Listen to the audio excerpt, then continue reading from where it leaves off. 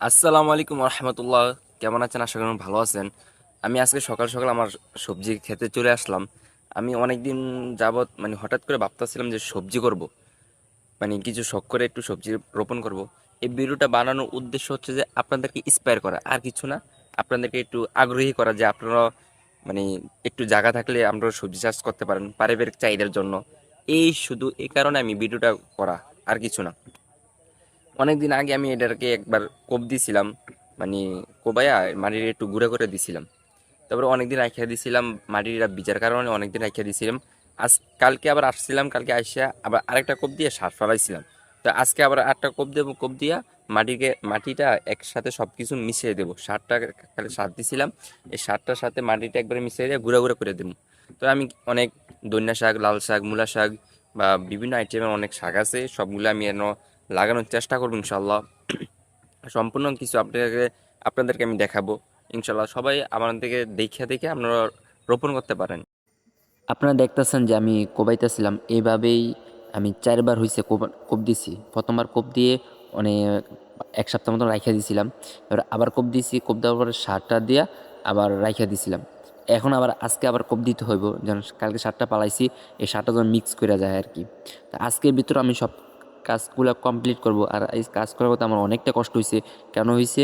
আমি সম্পূর্ণ কাজটা আমি একাই করছি। প্রায় এক এক ঘন্টার মতন বা 6 শতকের মতন জায়গা আমি একাই কোবাইছি, একাই গাছ লাগাইছি, সব কিছু একাই করছি। সব কিছু আমি এই ভিডিওর মাধ্যমে দেখানোর চেষ্টা করবো ইনশাআল্লাহ। তো দেখতেছেন এভাবে আমি কোন যে 1 সপ্তাহ 2 সপ্তাহ লাগাই কোবাইয়া জায়গাটাকে আমি আজকের মাধ্যমে, আজকের ভিতরে আমি যেভাবে কাজটা শেষ করতে হবে। সবাই জানেন আজকে শুক্রবার, আজকে আমাদের হাটে অনেক ধরনের চারা বসবে। তো আমি হাট থেকে কিছু চারা কিনে আনবো, আর কিছু দানা কিনে আনবো, আইনা এখানে লাগাই দেবো ইনশাল্লাহ। সব কিছু আমি এই ভিডিওর মাধ্যমে দেখানো হইব। আর এভাবেই মনে করেন যারা করতে চান তারা মনে করেন 3 থেকে 4 বার জমিটাকে ভালো করে কোবাবেন। মাটিটা উল্টা উল্টা করে দিবেন।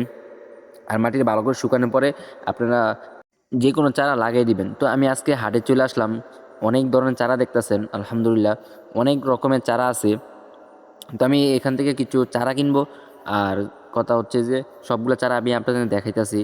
টমেটো, বেগুন, মরিচ, এবার হচ্ছে লাল শাক, বিভিন্ন জাতের বিভিন্ন চারা আছে। তো আমি এখান থেকে কিছু দানা লাল শাক, এবার হচ্ছে মূলা শাক, এবার হচ্ছে কিছু বীজ কিনে নিলাম, ধনিয়া পাতা, সব কিছু কিনা শেষে আমি বাসায় আসলাম। বাসায় আসার পরে এই যে চারা আমি এই চারা এগুলা কিনছি, টমেটো, মরিচ, বেগুন। তো আমি এখন সবটা যখন আমি আবার বিকেলে এসে সবটা আমি কিল করে দিছিলাম। কিল করার পরে এই অবস্থা, আলহামদুলিল্লাহ। আর আমার সাথে দেখতেছেন তো আমার ছোটো ভাই কাজ করতেছে। শুধু আমি আর ছোটো ভাই এই যে হ্যাঁ কাজ করছি এখানে।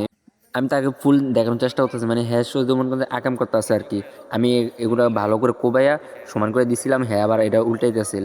তো আমি আর কিছু করি না, হ্যাঁ আমার সব কিছু, হ্যাঁ আমার সাথে সাইকেল থেকে কাজ করতেছে। তো আমি মশলা দিলে সব কিছু লাগানোর পরে এখন পানি দিতেছি। আলহামদুলিল্লাহ লাগানোর কমপ্লিট করলাম। প্রায় দীর্ঘ 1 ঘন্টা 1.5 ঘন্টা উপর আমি লাগাইছিলাম। লাগানোর পরে এই জায়গাটাকে এখন পানি দিব। পানি দিয়া এখন যখন চারাগুলো শক্ত হয়ে যায় বা চারাগুলো যখন ফুটে ওঠে, এ কারণে পানি দিতেছি। আর সবাই ভালো করে লাগাবেন। আর আমি লাগানোর ভিডিওটা দেই নেই। আর এখানে শুধু লাগাতে সময় আবার কিছু মানুষ ছিল, আমার নানু আসছিল বা আমার আম্মু আসছিল, হ্যাঁ লাগাই গেছিলো, হেল্প করছিল, আর আমি কোবাইছিলাম। তো আলহামদুলিল্লাহ লাগানো শেষে আমাদের পানি দেওয়া শেষ, লাগানো শেষ। এখন আপনাদেরকে দেখানো পালা যে গাছগুলো এখন একটু নুয়ে রয়েছে বা বেঁকা হয়ে রয়েছে। কালকে ভিতর ঠিক হয়ে যাবে ইনশাল্লাহ। আর সম্পূর্ণ যদি ফল ফুটে বা ধনিয়া পাতা লাগানোর পরে, সব কিছু লাগানোর পরে, আজকে মোটামুটি সব কাজ শেষ করছি, কাল শুধু ধনিয়া পাতাটা লাগানোর বাকি আছে। সব কিছু লাগানোর পরে আমি ভিডিও দেবো। আসসালামু আলাইকুম রহমতুল্লাহ। দীর্ঘ সারাদিন কষ্ট করার পরে এখন আমি শেষ করতে পারছি কাজটা, আলহামদুলিল্লাহ। আর গাছগুলো রোপণ করছে হচ্ছে যে টমেটো, বেগুন, আর যে হচ্ছে মরিচ, আর এখানে আছে লাল শাক, মূলা শাক, মূলা, আর এটা হচ্ছে রাঙ্গা শাক।